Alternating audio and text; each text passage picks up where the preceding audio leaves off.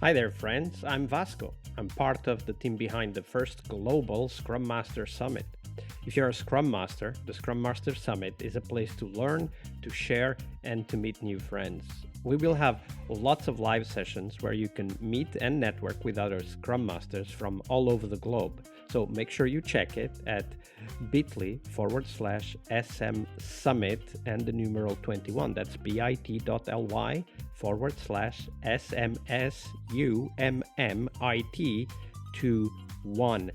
We have 7 amazing keynotes or more, as we are still organizing the conference as I record this, and 8 tracks that feature people like you and thought leaders sharing their insights and knowledge to help you become an awesome Scrum Master. So once again, check it out at bit.ly/SM Summit 21. That's all lowercase, all one word, SM Summit and the numeral 21. I'll see you on the virtual conference floor.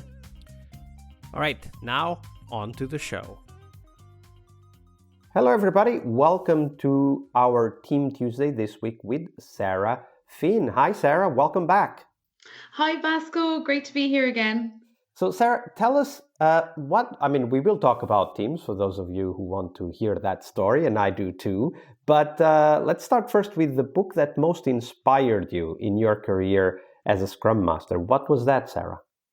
Hi, Vasco. So I took a lot of time out to think about this because there's been so many books over the years. We actually run a book club in Red Hat where we have a book we read each month. So you can imagine the library is huge. But I actually reflected back on a book that I picked up when I was about 15. And it's a book that I'm sure your listeners might be aware of, not necessarily related to Scrum in a sense, but definitely related to change. And that is Who Moved My Cheese by Yes. Dr. Spencer Johnson. I remember reading that book on a bus ride, and I totally. So I want to hear, Sarah, what was it in that book that touched you and inspired you forever, I imagine? Yeah, absolutely. So it was really the connection and the story about change and how, change is inevitable. It's a constant. And how we as humans sometimes we try and control that change or try and ignore if there's things happening outside of our control, and how that sometimes can be a very natural thing to do. Change requires, I suppose, for that person to be very open to it and to have that support network to be able to see the opportunities that change bring.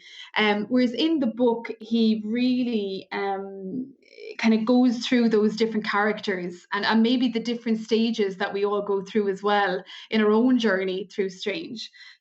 And I really, really enjoyed it. And in the sense that there's so much out there, there's so many opportunities in it, and he references cheese as the kind of opportunity that we have or what we're working on at the time, and it's trying to see other opportunities to gain more cheese or to look at other ways of working or delivering value or engaging with people. So I just found it really hit home, and I only actually picked it up there again a couple of weeks ago, just to kind of go back over it. But it's a 1-hour read, as they say, a very small book, but definitely one that that really hit home for me. Absolutely. I believe this is the first time the book is mentioned here on the podcast. So kudos to you for bringing it up. I think it is really a great book and one of those that are so easy to read, but create so many insights as we go through those pages. Yeah. One thing that within the book, so they have kind of really clear statements throughout it that are really reflective statements. So they get you to kind of reflect on your situation and to see if there's other opportunities that you're willing to take on board. But one of those again that really struck with me was, what would you do if you weren't afraid?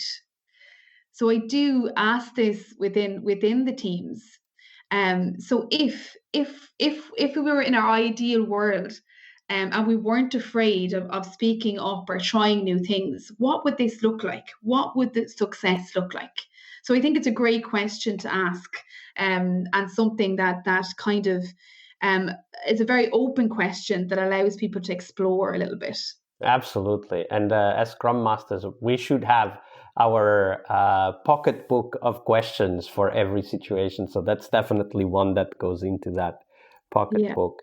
So, Sarah, now we turn our attention to teams and how sometimes they become their own worst enemy. And they do that sometimes oblivious of the consequences of their actions.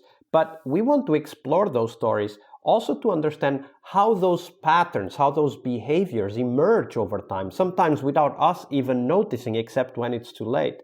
Share that story with us, Sarah.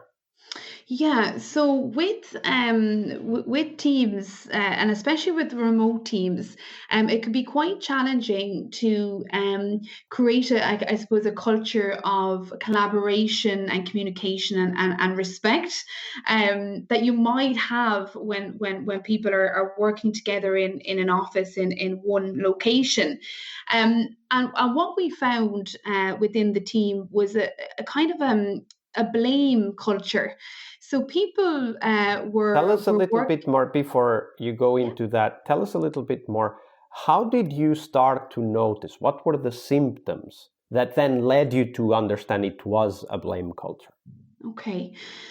So I would have observed through our daily stand-ups, and through conversation on our tracker as well, and how people were engaging. So for example, it might have been, I could not get this done because I don't want to say Mr. X was unable, or Mr. X didn't manage to get his piece done. And I've asked him 3 times now, and it still hasn't been done. And I'm not going to do anything until I can get that over the line. So it was very much a kind of a blame, a toxic kind of culture, whereby there was no team spirit in a sense. It was very much a silo initiative per each team member within that team. Absolutely. And once you started to see this happening in front of you, you started to maybe, make that connection, blame culture and the consequences that come out of that. How Yeah. did that develop further? So when I saw it, I really tried to nip it in the bud as soon as possible. So when an issue arose between those two guys, I had one-on-one sessions with them, just to have a conversation around what was the issue here, where were the issues that were bringing up frustrations and challenges, and how they could actively do something to reduce that frustration or stress, not on what the other person might do, but how they might manage that a little bit better. So I had one-on-one sessions with them for a couple of weeks or so, and also from a team perspective, on a retrospective, we would have had a conversation around the challenges and emotions we would feel when we're stuck on something, when we're blocked, and how we can't achieve our piece, and how we might best approach that as a team rather than as a siloed person, in getting things over the line. How did the team react? At the beginning, because they had this was how they would have worked for years on end, they generally didn't see anything too wrong with how they were working. Yeah, It it's like became the norm. why are you telling this? We've always worked this way. It's like the story of the monkeys and the bananas. Yeah. I don't know if you know that story, but it's a story about how sometimes you get into an environment and you don't see that there's a rule that is forcing you to act some way, and you never even question the rule. That's it, exactly. So it had become the norm to point fingers, and to direct blame somewhere else, because there was at that time, again, I spoke earlier about scapegoating. That a lot of the time the team was the scapegoats for when things went wrong, and sometimes that it could have been individuals. So that was the norm That was their experience. And I wanted to ensure as a Scrum Master that they felt protected and that they no longer had to protect themselves by placing blame on others. So as I said, I had the one-to-one conversations with people that were struggling at that time, and also we had team discussions on our retros, and then we would have ran initiatives kind of by the side of sideline by the team, to see how we could work together a little bit more and create a team charter. So putting some guide and some values there on how we were going to work together and trying to hold ourselves accountable to those. So, with that discussion about how to work together, with those one-on-ones, with those retrospectives, was it that you were trying to create an environment where people felt safe and therefore didn't need to point the finger anymore? Yeah, that's exactly it. Absolutely. So it's trying to create that environment of safety, whereby people could raise issues and concerns within the team, and know that it was no reflection, on them personally, that it was actually a very valuable thing to do to help the team. And also that the team felt valued, and that what their opinions were heard, and whether they were negative or positive, it didn't really matter. So that took a lot of time to create that safety in that team. And it's something that I have to continually work on within teams, ensuring that we keep that, and to ensure that everybody is respectful and very welcoming and open to other people's points of view as well. From that experience and other experiences, do you have some tips to share with us on how Scrum Masters can deliberately work on increasing the safety in the teams they work with?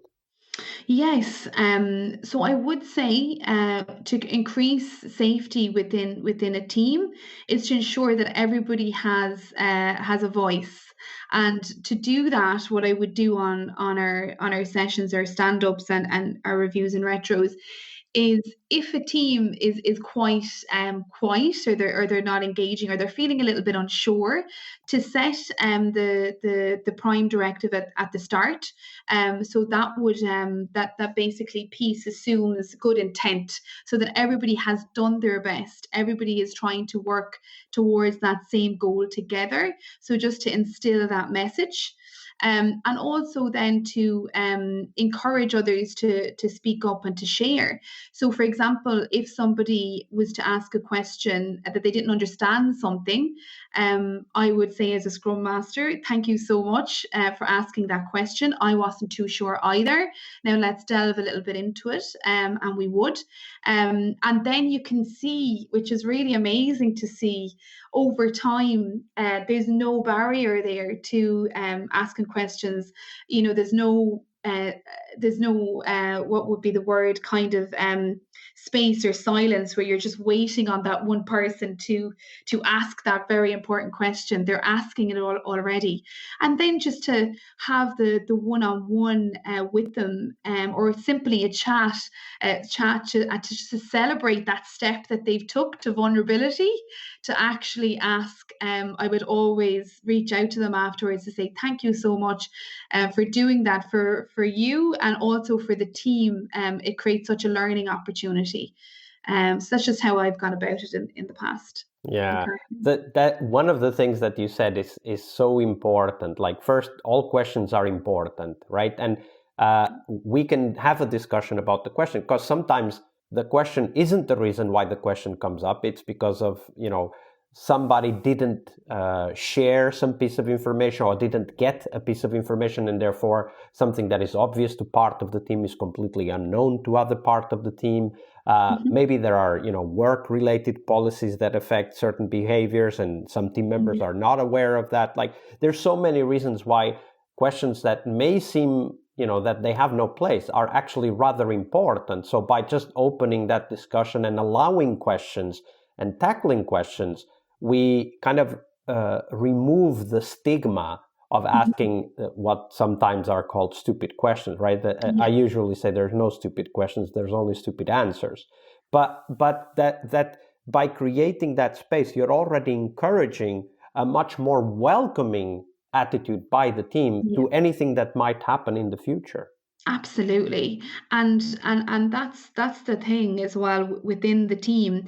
It's trying to create that safety in a sense that that when challenges do come up, because they come up every day, that's the reality, there's something we need to figure out every day, is that they don't retreat into very similar to who moved my cheese, into the two Exactly. mice that want to retreat back and pretend it's not happening, that they actively view it as an opportunity and something that is just the norm, that we need to address, and not to default to maybe coming at it in maybe a way that would not be very valuable. Absolutely. Well, this is a great episode with lots of tips about how to create safety in our teams. Thank you for that, Sarah. No problem. Thank you, Vasco. Tuesday is Team Day here on the Scrum Master Toolbox podcast. But tomorrow we talk about something that goes beyond the work we do with the teams. We will talk about how to lead change and what our guests have learned from leading and participating in change programs during their career. See you tomorrow. We really hope you liked our show. And if you did, why not rate this podcast on Stitcher or iTunes? Share this podcast and let other Scrum Masters know about this valuable resource for their work. Remember that sharing is caring.